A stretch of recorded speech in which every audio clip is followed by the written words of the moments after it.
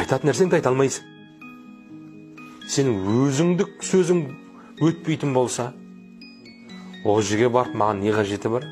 Мен елдің шын мұқтажын айта алмайтын болсам, оған маған бір жазып бергенді ғана оқып тұратын болсам, маған оның не қажеті бар?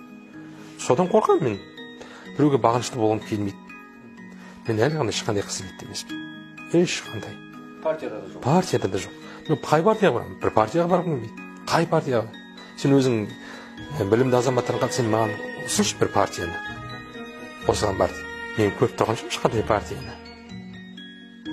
Елдің мұқтажын ойлайтын, жағдайын ойлайтын, халықтың болашағын ойлайтын қай партияны айтасың? Мен көп тұрған жоқпын.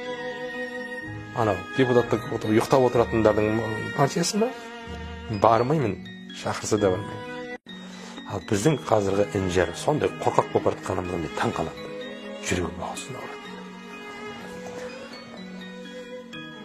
Кейде мен жүрегім ауыратын осындай біздің көріп тұрған нәрсеге жете алмайтындығымыз,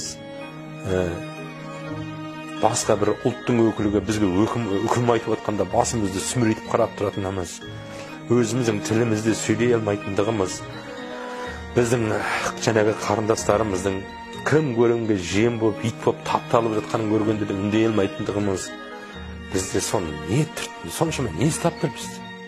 Не істап тұр бізде? Соншама сорлы болатындай елемес едік қой біз. Шүкір. Соншама бізді байлап құртып ұстап отырған не нәрсе мен? Осы нәрсеге миым жетпей қойды қазір. Делдерлі боламын, кейде жынданамын. Сондықтан біздің осы тұрғыда көп нәрсені ойлануымыз керек. Мен кейде бір ақылсымақ бір данагөйлер бар, шығып алып, халыққа өзінше болып ақыл айтып, кеңес айтып, сабырға шақырған түрлері бар, бір азаматтар бар, аттарына атамай ақ қойын, біліп отырған шығарсың кімдер екен. Шеттерінен тіпті жинап алып, ақылшы бәрі. Соның жүрегі сезбей ме?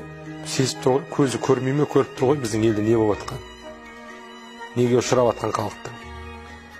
Осындай нәрселерді көріп тұрып, өтірік дана болып, өтірік батыр болып әңгіме айтатындардың жүрегім бар. Мен халқымды шақырам, бірлікке шақырам, әрине. Бірлік бар жерде тірлік бар, Құдайға шүкір. Заңға бағынайық, бірақ заң бізді баса бермесін де, заң екенде. Халықтың өзінің құқығы бар ғой. Заң кодексті бірінші жазған халықтың адам құқығы бірінші.